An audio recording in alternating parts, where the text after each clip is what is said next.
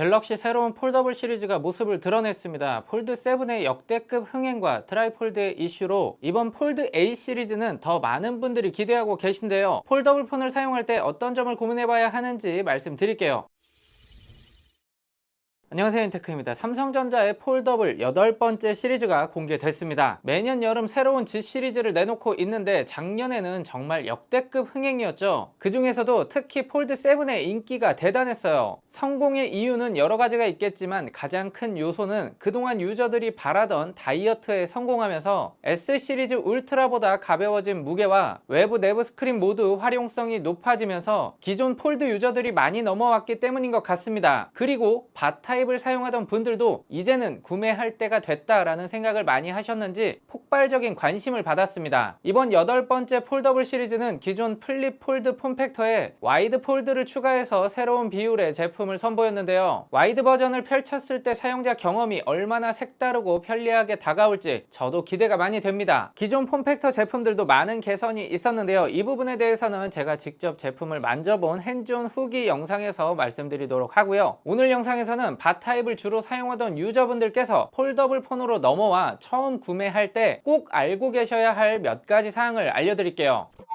첫 번째로 감가가 큰 편입니다. 전작인 폴드 7은 인기가 많았고 수리를 통해 깨끗한 상태의 매물은 나름대로 잘 방어를 하고 있는 편인데 아무래도 수요와 공급에 의해 형성되는 중고가이다 보니 바타이폰에 비해서 감가가 상대적으로 많이 되는 편입니다. 이러한 부분을 잘 활용해서 나온 마케팅이 어쩌면 구독 서비스가 아닐까 싶어요. 출고가 자체가 바타입보다 더 비싸다 보니 체감적으로 감가가 더 와닿는 것 같습니다. 두 번째로 생각보다 잘 펼치지 않고 사용하는 경우가 많습니다. 휴대폰으로 뭔가를 해야 할 때 본격적으로 영상을 봐야지 아니면 게임을 해야지 하는 상황을 제외한다면 그냥 외부 디스플레이를 활용하는 경우가 많습니다. 사실 폴더블 폰은 두 개의 사용자 경험을 가진 기기이기 때문에 제대로 사용하기 위해서는 적응이 필요합니다. 전화 통화를 할 때도 펼쳐서 통화하려면 스피커폰으로 하거나 버즈 등 무선 이어폰을 사용해야 하고 요즘은 굿락을 활용하거나 앱 자체의 호환성이 많이 좋아지긴 했지만 해상도 비율이 다르기 때문에 더 효율적인 방법을 찾아봐야 합니다. 개인적으로 폴더블 폰을 사용할 때 전면 외부 디스플레이는 기존 바타입 휴대폰에서 하던 모든 기능을 우선적으로 사용하고 내부 펼친 디스플레이는 태블릿에서 하던 기능들을 사용합니다. 설정을 보면 외부와 내부 디스플레이를 이어서 사용할 수도 있고 아예 분리해서 다른 기기처럼 세팅할 수도 있습니다. 저는 외부 디스플레이는 자동 회전 안됨으로 설정, 펼쳐서 내부 디스플레이는 자동 회전을 활성화시켜서 사용하는데요. 이 부분은 루틴에서 간단하게 설정이 가능합니다. 결국 외부 디스플레이와 내부 디스플레이를 각각 다른 기기라고 인식하고 둘 간의 연결 통로를 설정하는 게 가장 중요한 포인트가 되겠어요.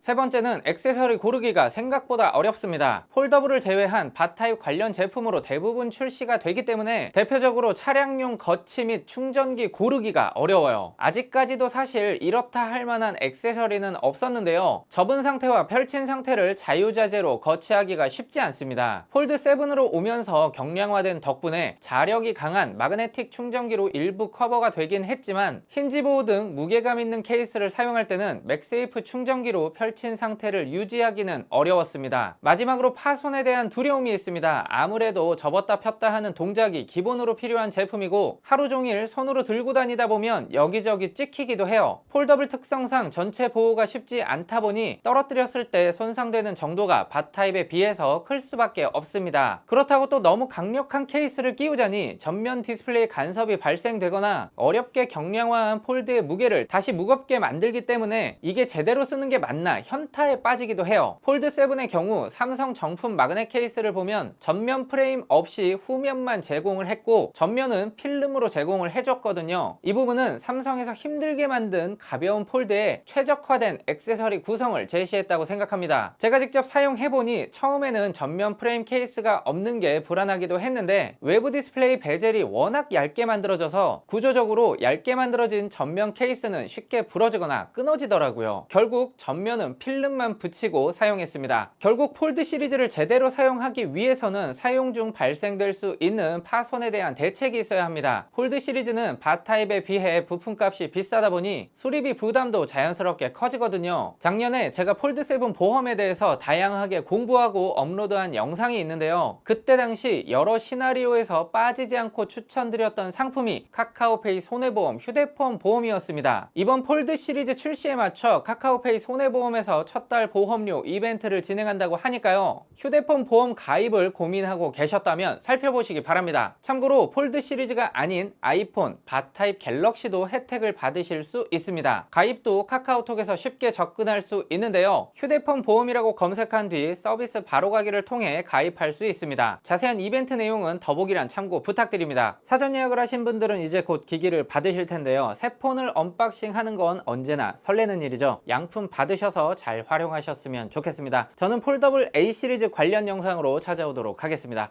감사합니다.